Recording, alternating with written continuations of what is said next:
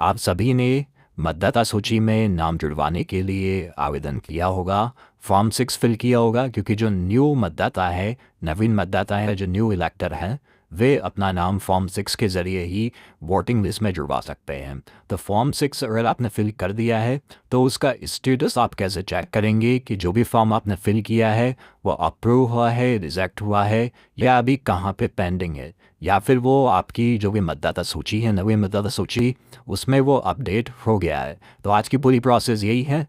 सबसे पहले यहाँ पे आपको गूगल पर टाइप करना है voters.eci.gov.in।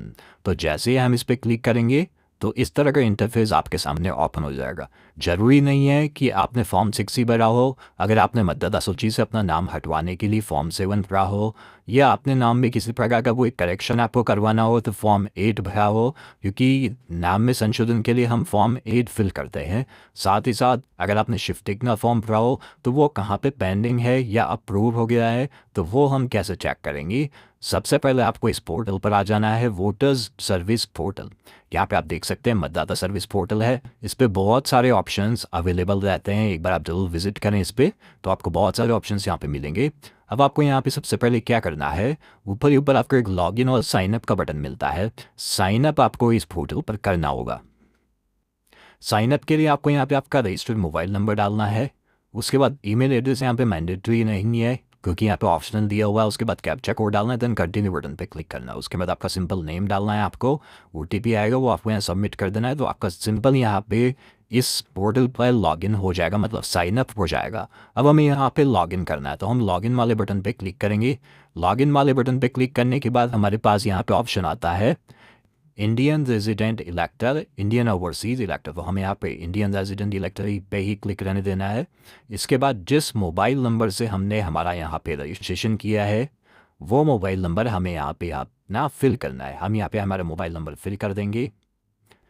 मोबाइल नंबर फिल करने के बाद आपको यहाँ पे आपका कैप्चा कोड फिल करना है। जो भी कैप्चा कोड आपके सामने प्रदर्शित हो रहा है वो आपको यहाँ पे फिल करना होगा। कैप्चा कोड फिल करने के बाद आपको यहाँ पे रिक्वेस्ट ओटीपी पे क्लिक करना है। रिक्वेस्ट ओटीपी पे हम यहाँ पे क्लिक करेंगे। जैसे ही रिक्वेस्ट ओटीपी पे क्लिक करेंगे तो आपके रजिस्टर्ड मोबाइल नंबर पर एक ओटीपी आपको थोड़ी ही देर में प्राप्त होगा। तो उस ओटीपी को आपको यहाँ पे मेंशन करना है। हम यहाँ पे ओटीपी डाल देंगे।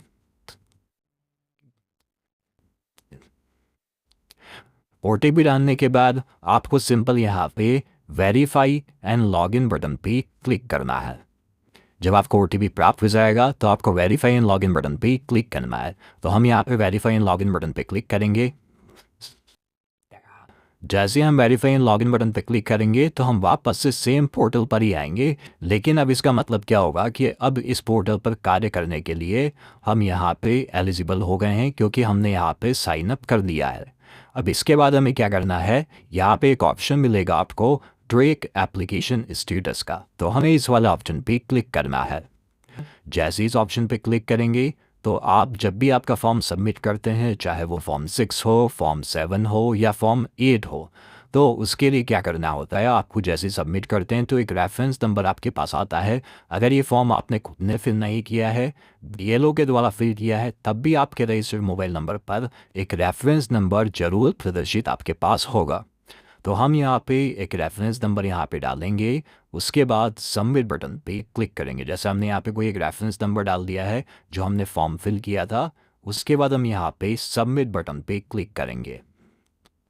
सबमिट बटन पे क्लिक करने के बाद अब उस मतदाता का जो फॉर्म आपने फिल किया था उसकी डिटेल आपके सामने यहाँ पे ओपन हो जाएगी। सीरियल नंबर आ जाएगा, रेफरेंस नंबर आ जाएगा, स्टेट आ जाएगा, एसी आ जाएगी, मतलब असेंबली कॉन्स्टिट्यूंसी, आपकी विधानसभा का नाम, आपका फर्स्ट नेम आ जाएगा, लास्ट नेम आ जाएगा, फॉर्म टाइप आ जाएगा, सबमिशन डेट आएगी एंड करंट स्टेटस आ जाएगा। करंट स्टेटस आपके पास यहाँ आ रहा है अभी ई रोल अपडेट।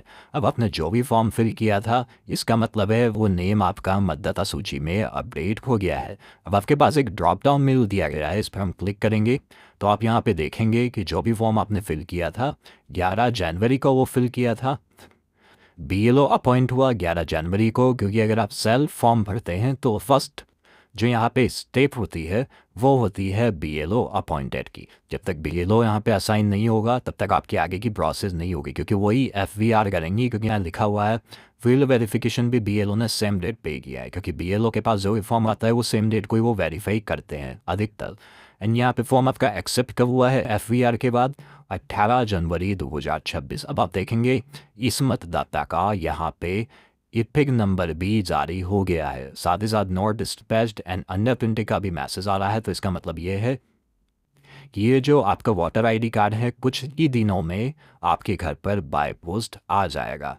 तो ये पूरी प्रोसेस है कि आपका फॉर्म 6 कैसे, ट्रैक स्टेटस कैसे चेक करना है, वोटर ID स्टेटस कैसे चेक करना है, फॉर्म 8 का चेक करना हो, फॉर्म 7 का चेक करना हो, तो सारी प्रोसेस सेम ही है। साथ ही साथ अगर आपका यहाँ पे पिक जनरेट हो गया है तो आप आपका वोटर ID कार्ड भी यहाँ से डाउनलोड कर सकते हैं। डाउनलोड ई वोटर कार्ड का ऑप्शन भी आपको यहाँ पे अवेलेबल करवाया गया है।